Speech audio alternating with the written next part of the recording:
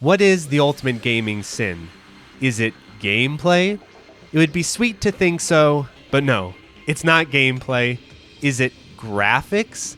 That's getting closer, but not exactly the answer. What I think the ultimate sin of game design is, that can be consistently tracked across time for mainstream critics, is low production value. If there's one thing that's gonna get you in trouble with IGN or Eurogamer or these types of reviews, it's production problems. They are highly sensitive to that. And the reason why I think they are so sensitive to it isn't because they just really value smooth, well-produced games. That's something we all can enjoy, right? It's that it is the only consistent metric of evaluation that they can apply. IGN pretty much confirmed this themselves in this video they did called Why is Every Game 7 out of 10? And in that video, they basically state, yeah, if the game has a certain level of production value, it's going to be a positive review. It's going to be 7 out of 10 at the least, because that's that baseline metric of quality. And everything outside of that just springs from the analysis of the production value. So why is it that the big name stuff rarely seems to score below a 7, which means good on IGN's review scale? It's ultimately more of a striking modern mimic than a scary new mutation. Simply put, if something doesn't at least look like it might be great, people didn't click on it or Google it, and we probably didn't review it as a result. But if it does look great enough to pique your interest, it usually ends up being at least okay. Combat is flashy and fun enough to entertain. And especially in the case of a big budget game, publishers have to be feeling pretty confident about them being reasonably well received for them to make it to the point of being released at all. And what that means is that if a game has really interesting, ambitious game design, but maybe has a kind of troubled production, like Devil's Third that we're going to be talking about today, game reviewers are not able to assess this. Also, conversely, if the game has kind of design or derivative design or design that's a step back from what it should be, they also can't assess this either. They need the production value to be the signal for whether or not everything about the game is good. And you can see this over and over across time. For example, the infamous IGN review of Godhand. If IGN were able to evaluate games based off of gameplay pretty accurately, then it would make sense that as they're playing Godhand, they would say, yeah, it's not quite fully finished and polished like we'd like to see, but the gameplay is a lot like Resident Evil 4. And all of us at IGN like Resident Evil 4, don't we? So, yeah, this is Shinji Mikami. It's well made. It's got some great ideas going on with the dodge system and all that, but it's just a little underproduced. But that's not what happens, and that doesn't happen with games like Wanted Dead or Devil's Third, because if the game is decided to have low production value, everything else about it sucks. Everything. It's all if the low production value is determined. And even if the design is something that they would see in a game that they would praise, all of a sudden it sucks. Like in Wanted Dead, I remember it got heavily criticized for having long checkpoints. Even though long checkpoints in Dark Souls are great. They're innovative, they're bold, they're brilliant, because Dark Souls is a well-produced game. We see it here again with Devil's Third. Devil's Third, the glory kill system, essentially.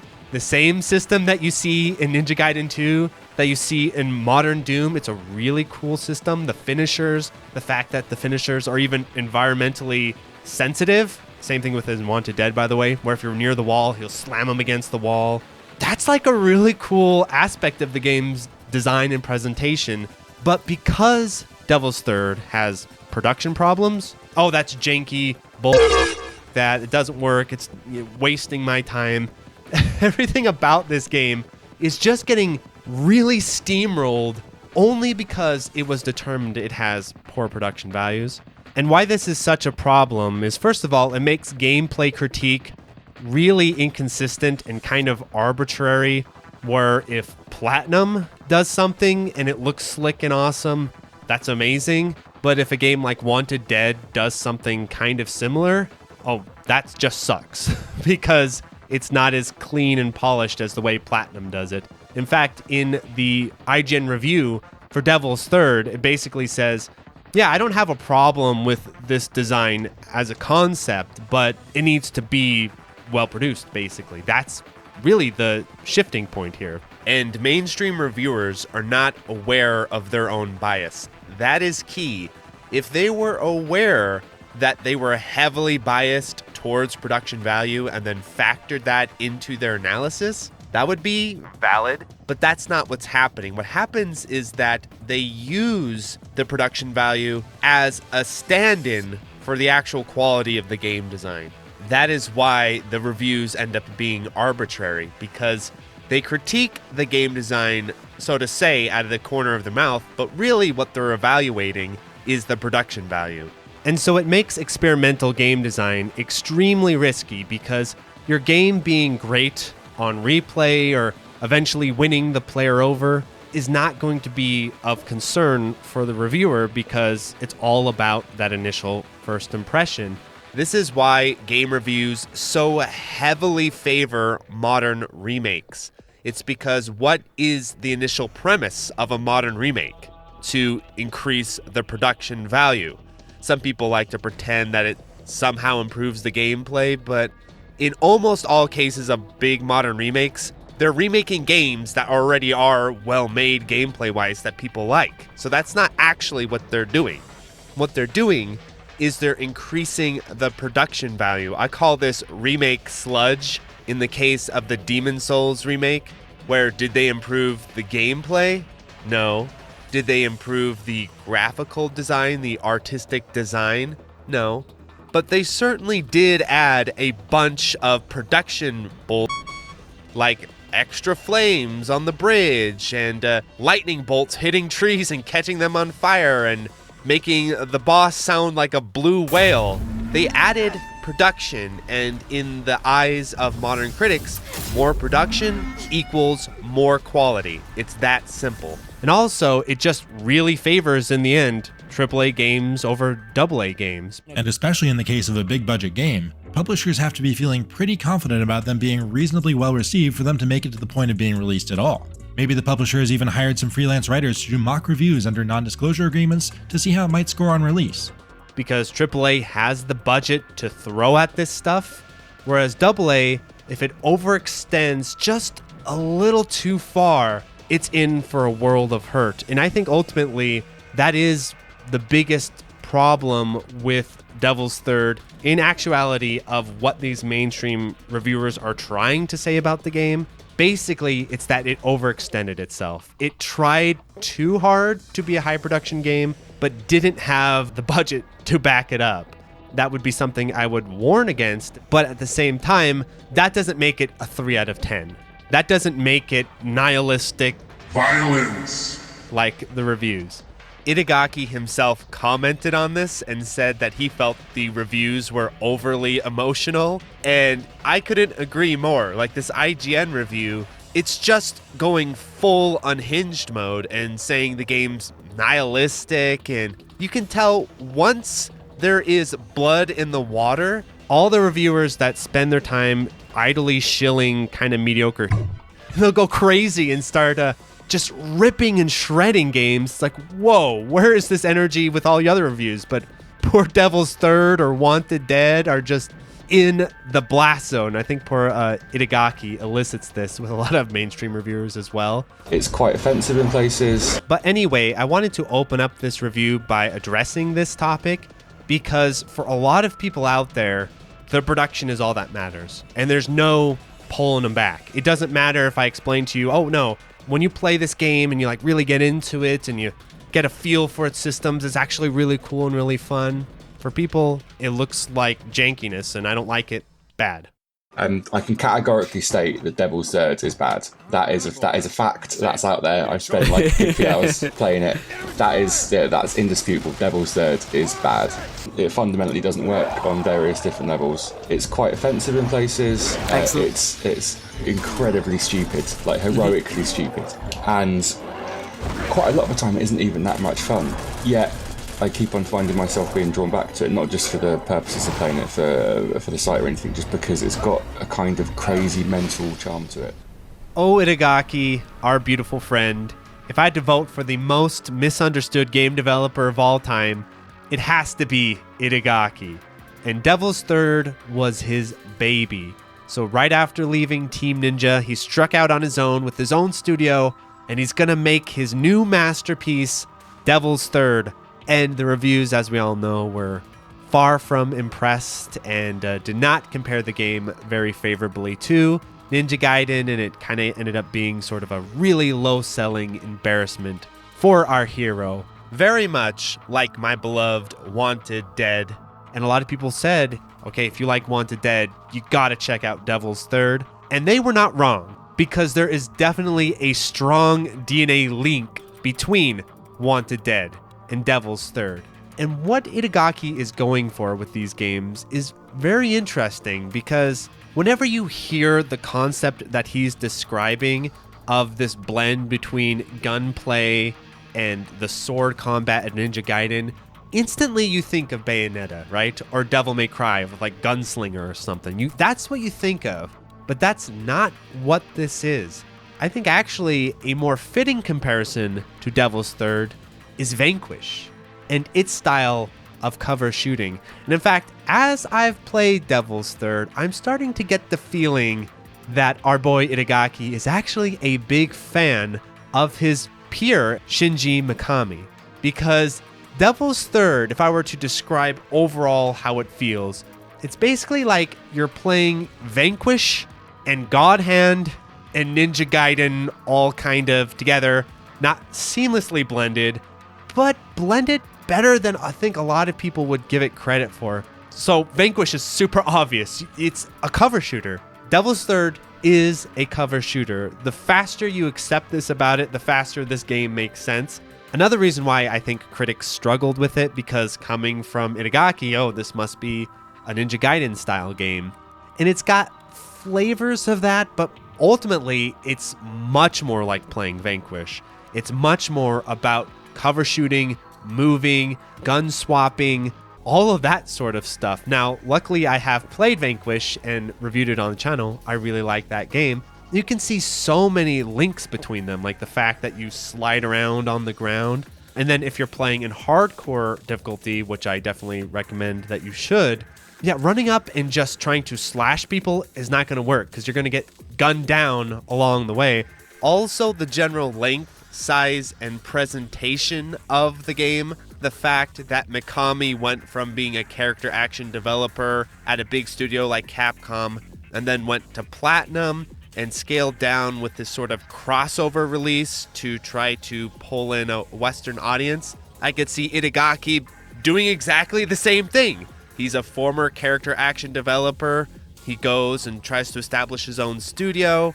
He is trying to make this crossover game with shooter and melee elements, just like Vanquish, that will appeal to Western Gears of War fans and stuff like that, but then also have its own Japanese character action flair. You look at it, it makes so much sense on paper, and really the only big falling point with Devil's Third compared to Vanquish is just the production issues, because Vanquish was a well-produced, very slick Platinum work, whereas Itagaki, he just didn't have the staff under him to make this as smooth and polished as something like Vanquish. So you can see how spiritually related these two games are, at least from my perspective. And getting into the basic mechanics of the game, what I love is how direct and immediate the controls are.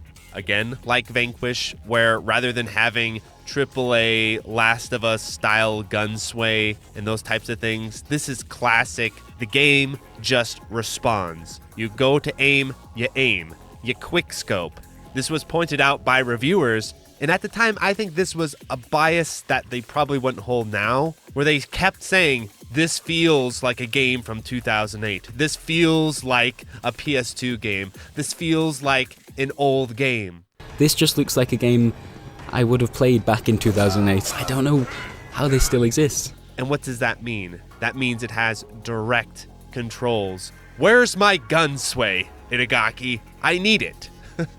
Also, the movement speed of this game rules. That's something that's very Itagaki, because Wanted Dead has that exact same thing. It's all about hustling from cover to cover, swapping weapons, and that really does define the core gameplay. One of the hardest things to describe as a reviewer is the Itagaki factor. How do his games feel so distinct from other action games? Because despite all the issues and imperfections, there's something that I always find compelling about his style of design. And it's hard to boil everything down, of course, but I have 3 main factors of Itagaki design that give it its magic. The first is extremely active enemy design. Enemies in Itagaki games have lives of their own. They're not just these placeholder obstacles. They have a lot of extra dimension to them in the way they move, in the way they react, in the way they coordinate together, and most importantly, the way they pressure the player. You have to stay active because of the enemy design. The second thing about Itagaki games that sort of pairs with this is the way the combat encounters are somehow both chaotic and reliable at the same time, where it never feels completely unfair or completely just purely random, but nothing feels static either, or like you're just following the same playbook every single time, because the way the enemies move around and all of your choices start to snowball on top of each other. Very Battle Garegga-like in the sense that no playthrough ever feels exactly the same. And complementing that is the third factor of Itagaki design, which is natural versatility of the moves. And what I mean by natural versatility is hit stun and is having your moves be able to be used in multiple ways, but not through hard coding properties like this move chains into this move chains into this move. There are not a lot of traditional combos in a sense in Devil's Third, nor is it attempting to do that.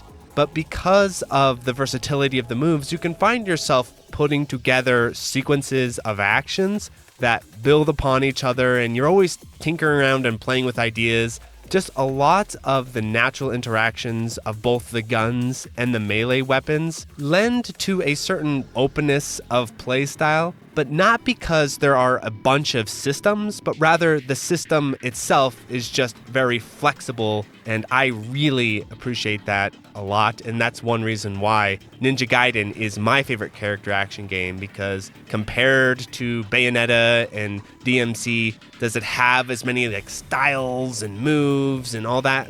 Maybe not, but just using the dragon sword or just using the scythe or the nunchucks, you can create an entire playstyle based off of just how you use the attacks rather than what attacks you use. And Devil's Third has this aspect as well, obviously not as strongly as Ninja Gaiden, but it's still there, especially when you start mixing together the gun and melee combat. I really enjoy it. Another thing about Itagaki games, both Wanted Dead and Devil's Third share, is that they are actually very memo-based. And so when you first play the game, you're not going to enjoy it nearly as much as your subsequent playthroughs. That's something that I always tell people about Wanted Dead, and it's exactly the same thing about Devil's Third. The first time you play Devil's Third, you're probably not going to really enjoy it that much because it has this sort of shmup Truxton style pace to it where you go from kind of chill to just dying, then kind of chill, and then you just die again. And so it doesn't feel quite right pacing wise when you first start playing. I think this could be better done like the way Vanquish does it, but once you get the feel for it, the pace starts to snap back into focus. And something that I really much appreciate about Devil's Third that isn't in Wanted Dead is its score attack mode, because score attack does a great job of emphasizing these elements of the game's pace because you're trying not to die. There are some AAA isms of the era that I'm definitely not a fan of in terms of the pace, like the stupid turret sections. There's so many of these throughout the gameplay. And then there's also other sections where they're like in-game cutscenes, very un-Itagaki-like, where you're just watching things get bombed and stuff. It doesn't happen super often, but it happens every now and then enough for me to notice and be annoyed by it. So I feel like that was a compromise that they were going for at the time that really doesn't hold up these days. Reminds me a little bit of Max Payne 3 in that sense, where Max Payne 3, once you get through the unskippable cutscenes, another issue that Devil's Third has on your very first playthrough is that the cutscenes are unskippable. Why, Itagaki? Why would you do this? That's something that's also in Ninja Gaiden 2, but Ninja Gaiden 2's unskippable cutscenes the first time through are not nearly as obnoxious as Devil's Third's because there's a lot more of them in Devil's Third, and they kind of stretch on a lot more. He should have taken a note out of Kojima's book in this regard and just made them skippable the very first time. But once you beat the game, then they at least become skippable from that point forward. Unlike Max Payne 3, which is insane, this game gets so much better on repeated playthroughs. And that's not just something that's true about all games. That's something that's very specifically true about Itagaki games because the way they're designed. And a quick note on the difficulty, make sure you are playing on hardcore mode because the normal mode is way too easy and doesn't really pull the mechanics together nearly as well as hardcore mode. So just keep that in mind. Otherwise, it's way too easy to just abuse your way through the game, unfortunately. And I noticed in the IGN review, the reviewer said, oh, the game is just brain dead, you just spam your way through it and stuff like that. He was definitely playing in either easy or normal mode because that is not the case in hardcore mode. It is a lot of things, but spammable and easy is not one of them, especially these boss fights. Oh god. So the boss fights are really interesting because I've never encountered a game that plays this way in boss fights. None. It's this crazy fusion of playing Godhand, Resident Evil, and Ninja Gaiden all at once, and I can't quite tell what seems to be the most effective strategies. And Devil's Third is such an underplayed game that I was even watching playthroughs and stuff like that in hardcore mode, and everyone seemed to kind of have different strategies on how to deal with the bosses, which is a really cool sign because they will run you down if you just try to run away and shoot them. So then you got to deal with them with your melee combat. And the melee combat, yes, it definitely has a lot of similarities to Ninja Gaiden with buffering guard on attacks, but I also sense some Godhand happening because it has this sort of dodging system. But the funny thing is that unlike Godhand, where the camera is always consistently locked to your back, and so it's easy to dodge based off that camera angle, I think that's what he actually should have done, by the way. And it also, I think, would have telegraphed to reviewers and players, oh, this is how you play it. Because what you have to kind of do to make it function well, and once you do this, it kind of works, is you have to manually center the camera on your guy's back for the boss fights. I struggled so hard with these boss fights. I was like, what are you doing, Itagaki? I don't understand this. But there must be a way. There must be a way to make sense of this. And then I realized, oh, you keep the camera locked to your back like Godhand, and the dodges started working. Everything started working. I was like, oh, okay, this is how you do it. And since this is Itagaki and not just your average action game developer, it has Dead or Alive style holds and throws from the bosses, which is so... Finally, boss throws. You can't just sit and block because you have to pay attention to what the bosses are up to because they will do mix-up throws on your ass, and it's really cool. Another thing I really liked about the boss design of this game, again, straight up Itagaki-ism, is the minions during the fights. Most modern action games will not do this. They're too afraid to do this. Here's the giant boss. Here's you.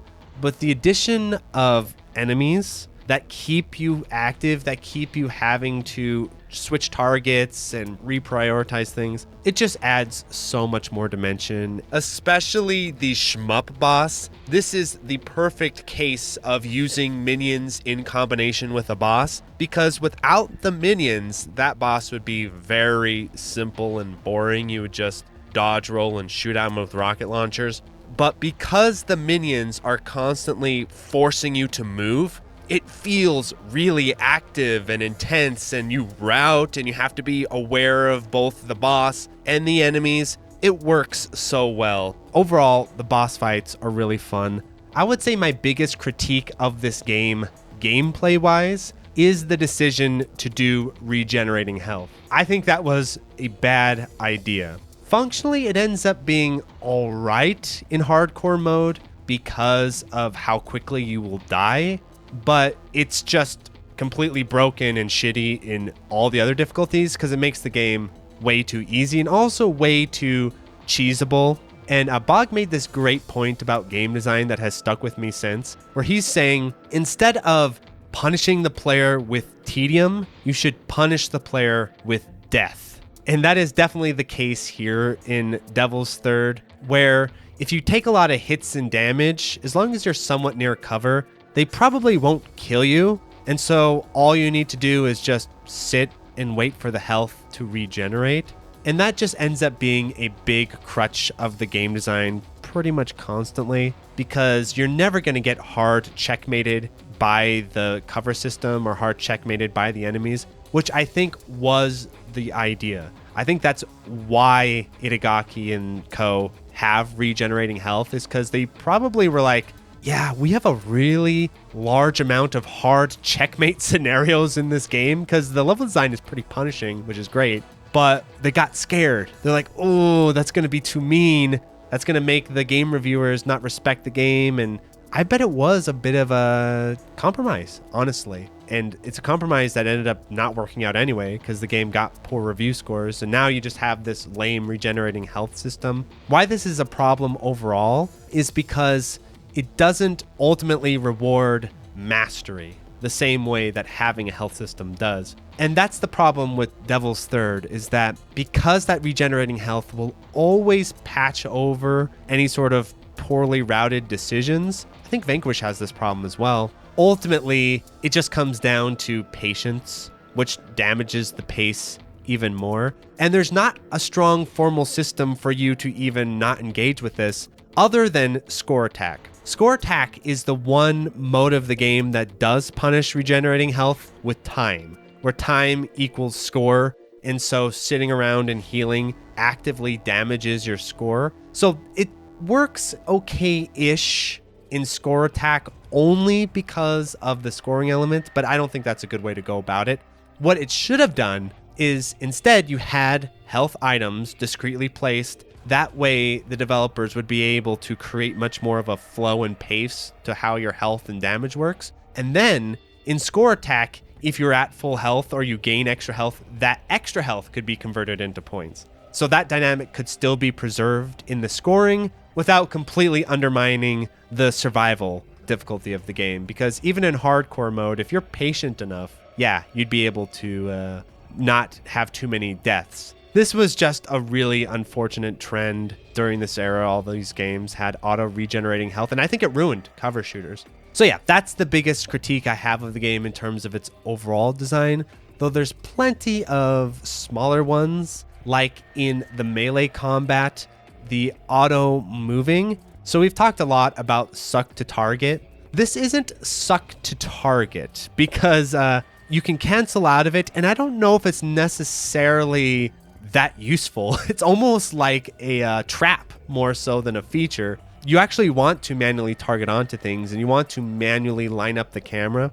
Letting the game auto move you towards targets often gets you damaged and killed a lot more than is necessary, because with this system you need to get within a certain range before you attack.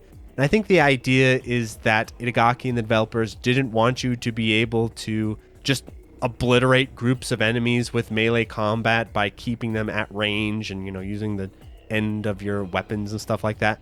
I think they wanted you to have to get in close for melee to become active, and so that the dodging system comes into play. And so I think it was a system that was meant to sort of pull you close and keep you there. But the way it's done, I don't think works super well.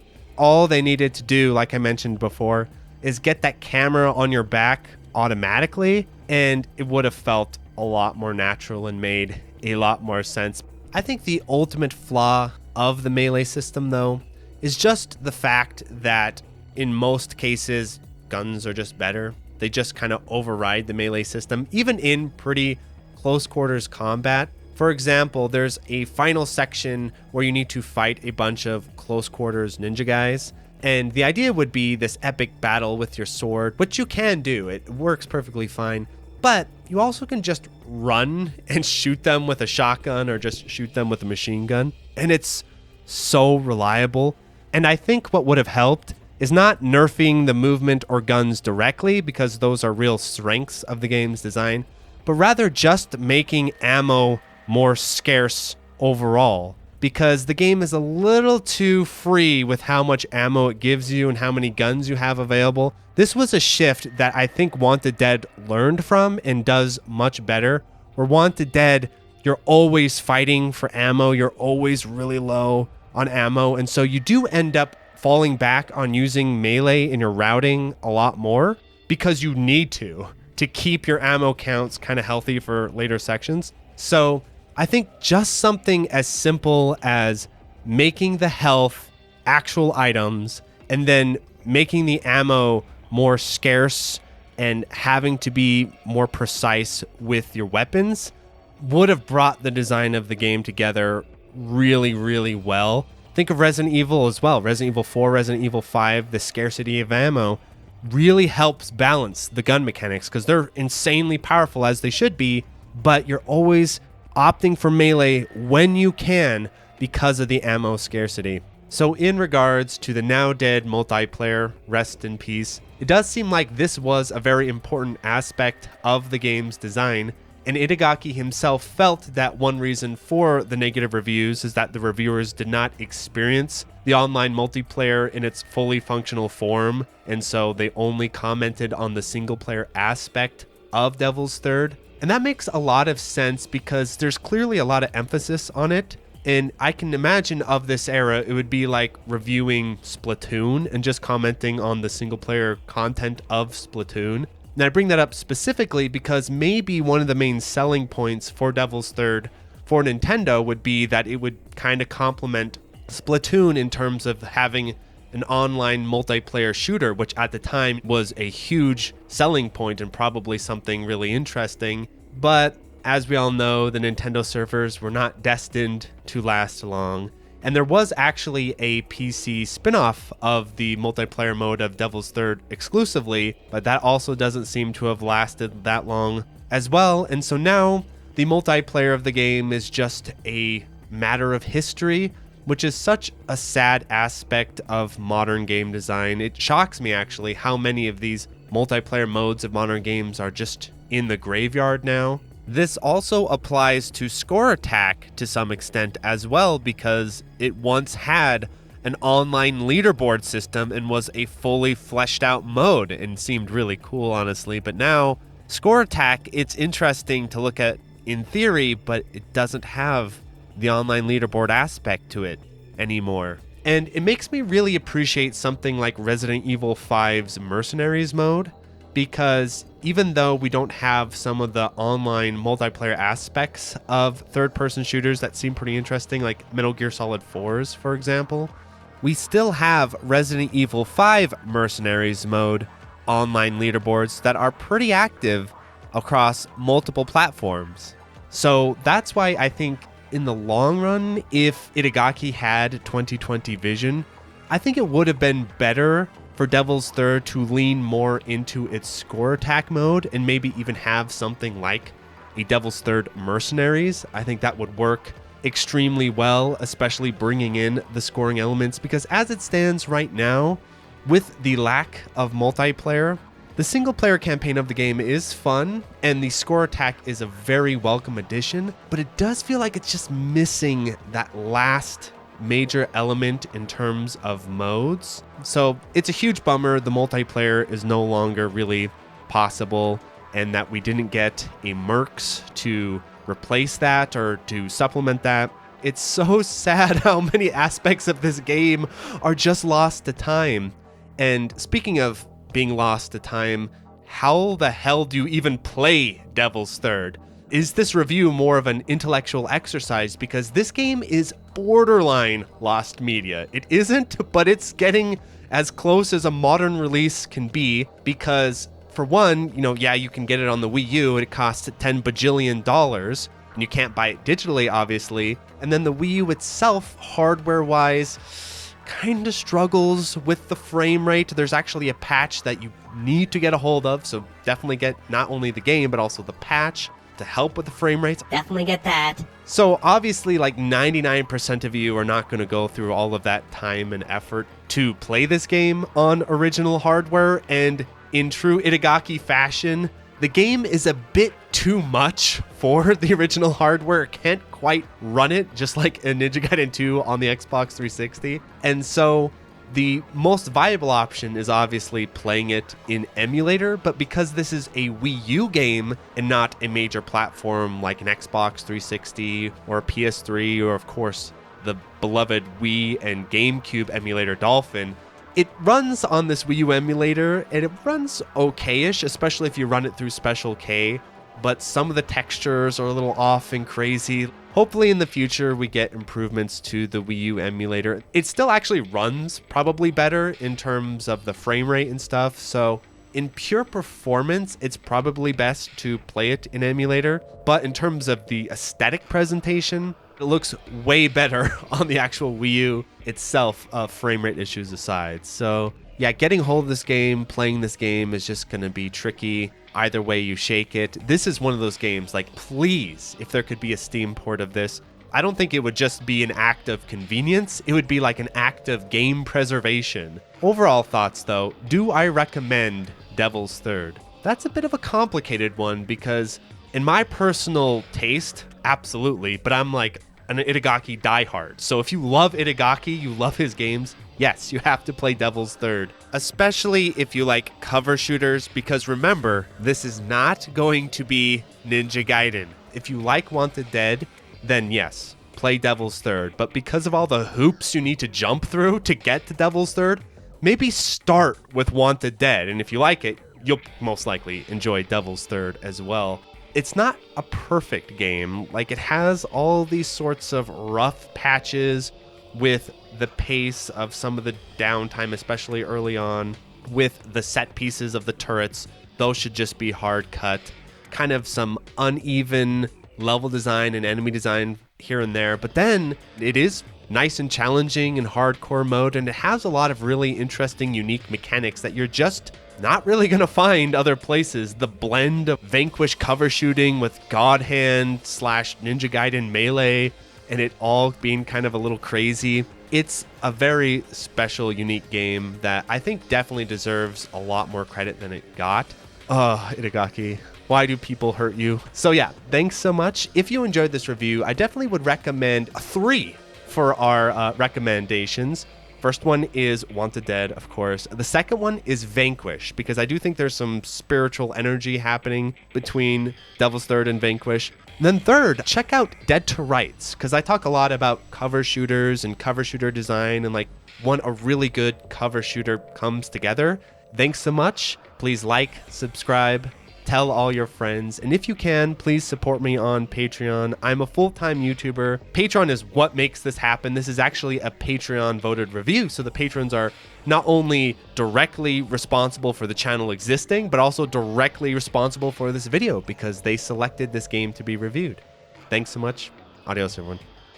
So thank you to the $5 and $8 patrons: 100, Absconditis, Eternal Solitude, Handhold, AJA, AJD578, Alistair Stevenson, Alberto Starna, Aldrin, Alex, Alexander Pfeiffer, AMH, Anthony A, Arping Gordon, Arcade Hell, Arrow Viper, Au Li, Autonamed, Baron Metziger Stein, Battle Mode, Basil Me Dazzle, Bellator Poeta, Ben Foster, Benjamin Shabalski, Beetle Dames, Boghog, Borky22, Brokeface, Brindale Swiftfoam, Bruh, Captain Rhodes, Catchright Studio, Chop, Shapelip, Kristen SoCal, Christopher R, Chronic Burnout 3, Cipolino 0404, Clara Cliff, Clarity, Clay Binkley, Climby Coyote, Coast, Concreted, Cooksen 666, Cook Some Soup, Corio, Corn Hoglin, Cozy, Crew Expendable, CSP 3900, Cheeto, CRZ, Des Audio, DRK, Damian Thorne, Dat Matei, Dan Chi, Darren Griffin, Dat Guy, David Aldris, David Crespo, Dididum, Demian Smirnov, Desolus, Dimension Diver, Diodamke, DJ420 Praise It, Drano, Dr. Bosky, Duckies, Easter Egg, Eduardo Aquinta, Edvard, Elvin Senesev, Elias Alonso, Epson Eagle, Eric Scrivener, Eric Houdini, Esteban Lazama, Eulogy 16, Evan Seifert, Explosive General Games, Fabio Pinchi, Falcus, Fenich Mathai, Perez, Fiskin, Five Side, Florida Sucks, Forbidden Dave, Frames Per Human, Francisco, Freckle Lord, Full Set, Gabriel Forner, Game Soup, Gameboy Grew, Gelhoff, Gettershine, Gojira Green, GPM, Gustavo Sanchez, Hawk, Hans Kowalski, HDZ 274, Hero Death, Han Harthy, HUD, Humongous, RNDMS, Italo Inferno, JDab, Jake Ryan, Jurgen, Jack Walsh, Jacob Grossman, Jacob Valenzuela, Jay McCarthy, J67, JLab, JBRPG, Jeremy Kellner, Jink Hans, JMD, JOH, John Kelly, John Longwalker, John Simpson, John Slaylise, Jorge Figueroa, Josaka, Josh Mayer, Josie, JT, Julian Elwood, Josie, JT, Julian Elwood, K, K2, Kane Evans, K-O-Tune, Ken10082, Kill All Music, Kinstaro, Contain, Crazed Boys, Kuma Wamu, Kyarts, Kyral, Leonard McCoy, Loberta, Lobos, Lula Lilich, LZR Cuter, Macabre Monster, Mad Combaticus, Malaise, Maplewood, Mario Simic, Markman, Mason Polar, Master Zeon, Matt O'Leary, Matthew Woodford, Matau Batau, Maze, Mekaroka, Minong, Meister, Men's Raya, Metal Slime Drummer, Michael Del Polito, Michael Faircloth, Michael McCord, Mig ZDM, Mike Mel, Milo Shamel, Mr. Mamma Mia, Mitwid, M. Kusanagi, Morog, Munro, Munsta Zero, Miles P, Mishkin, Naps91, Nathan Grimm, Nathaniel Davis, NCR Trooper Scout, Nico Pero, Neon Dagger Games, Nervous J, Nilfheim, Neo04, Nogden, Okla Googles, Oleg Tolmasev, Panzer Dragoon should have been arcade, Patrick Baseman, Paul Jablonski, Paul Osterman, Powell Parole, Pedro Montoya, Pedro Isiles, Philip Plus, Pizza Belly, PLP, Poor Little Pigeon, Poorly Written Protagonist, PRK, Psycho Blizzard, Queen Charlene, Quilon Jaeger, R2 Sinus, Raccoons, Raphael Trujillo, Randoom, Randy Leahy, Raul VP, Rapido, RC, Realskeen, Rent Halt's Time, Repo Man, Retro